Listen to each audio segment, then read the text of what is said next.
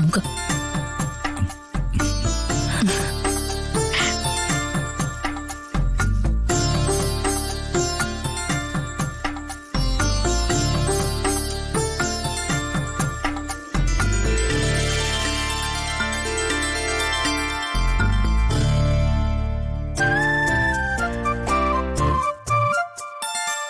അച്ഛാ, കണി എല്ലാരും കണ്ടു കഴിഞ്ഞു.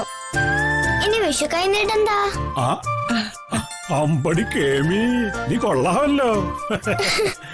എല്ലാവരും കുളിച്ച് വിഷുക്കോടിയൊക്കെ അണിഞ്ഞു വരുമ്പോ മാധവേട്ടൻ എല്ലാവർക്കും വിഷു കൈനീട്ടം തരും. എന്താ അതുപോലെ? മതി. അത് മാത്രം പോരാ, ഞാനാ ഈ വീട്ടിലെ ഏറ്റവും ചെറുത്. എനിക്ക് എല്ലാവരും വിഷു കൈനീട്ടം തരണം. ഓ,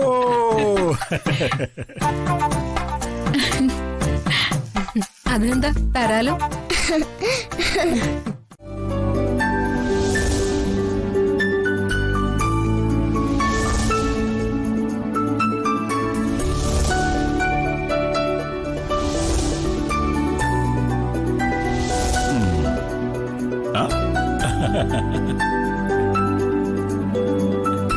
അടുത്ത വിഷുവിന് 4-5 പേരും കൂടി കാണും. എല്ലാ കുഞ്ഞാവമാർക്കും കൈനീട്ടം കൊടുക്കേണ്ടി വരും. ഇനി എല്ലാരും കൂടി അടുക്കളയിൽ കയറുന്നു, വിഷുസദ്യ ഒരുക്കുന്നു. നല്ല കുത്തരിച്ചോറും പരിപ്പും പപ്പടവും നെയ്യും ചേർത്ത് സാമ്പാറും ശർക്കര പുരട്ടിയും കണ്ണിമാങ്ങ അച്ചാറും നാരങ്ങയും പുളിയിഞ്ചിയും നല്ല മാമ്പഴ പുളിശ്ശേരിയും ചക്കയവിയലും ഓലനും പച്ചടിയും പിന്നെ നല്ല ഒന്നാന്തരം പാലട പ്രഥമനും ഒക്കെ ഉണ്ടാക്കി എല്ലാവരും കൂടി ഒരുമിച്ചിരുന്ന് തൂശനിലയിൽ വിളമ്പി വിഷു സദ്യ കഴിക്കുന്നു. എല്ലാവരും റെഡിയാണോ?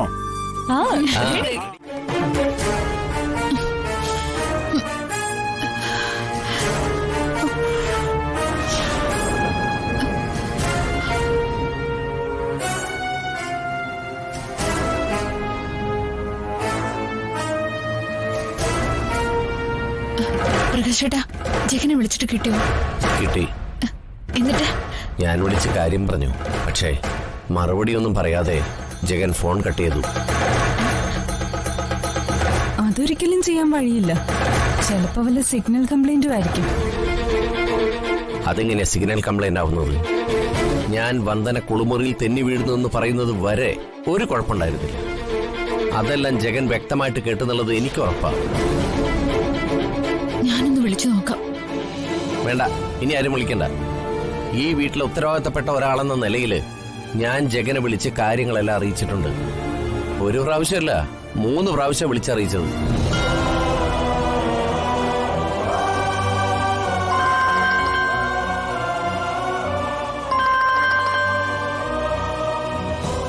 ഇന്റർവ്യൂവിന്റെ കാര്യത്തിനാ.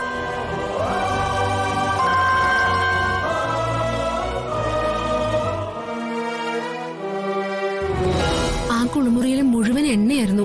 അതിൽ ചവിട്ടിയ വന്ദന വീണത്. അവിടെ ആരാ എണ്ണ കോരി ഒഴിച്ചത്? വേറെ ആര്? വന്ദനയായിരിക്കും.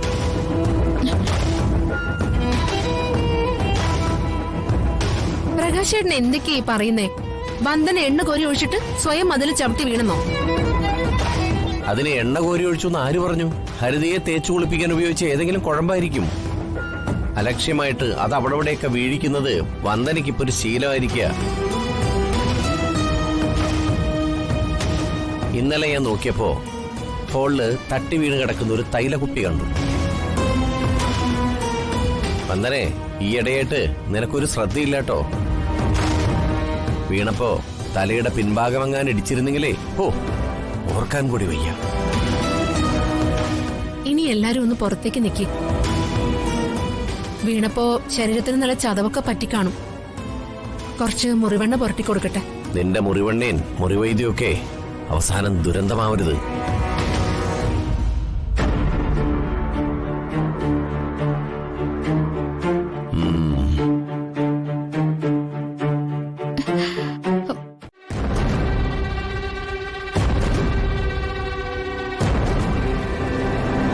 എന്താ അച്ഛാ? നീ ഇതൊരു റെഡിയായില്ലേ? ഇല്ല അച്ഛാ, ഇന്നലെ ക്രിക്കറ്റ് ഉണ്ടായിരുന്നല്ലോ, കിടന്നപ്പോ വൈകി. മാത്രമല്ല ഇന്ന് പ്രത്യേകിച്ച് കാര്യങ്ങളൊന്നുമില്ലല്ലോ, അതുകൊണ്ടാ. എന്നാ കാര്യമുണ്ട്. നീയേ വേഗം പോയി ഫ്രഷ് ആയിട്ട് വാ.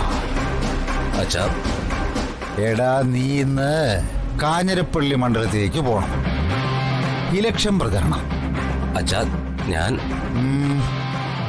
എനിക്ക് പകരം നീ ആ മണ്ഡലത്തിൽ ചെല്ലണം. 1-2 പ്രചരണ പരിപാടിയിൽ പങ്കെടുത്തിട്ട് ഇങ്ങോട്ട് തിരിച്ചു പോന്നാ മതി.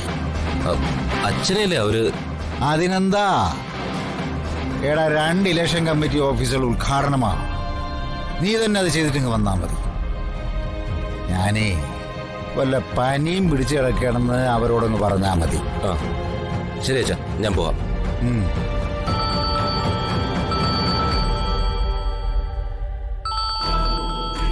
അവിടെ നിന്നായിരിക്കും.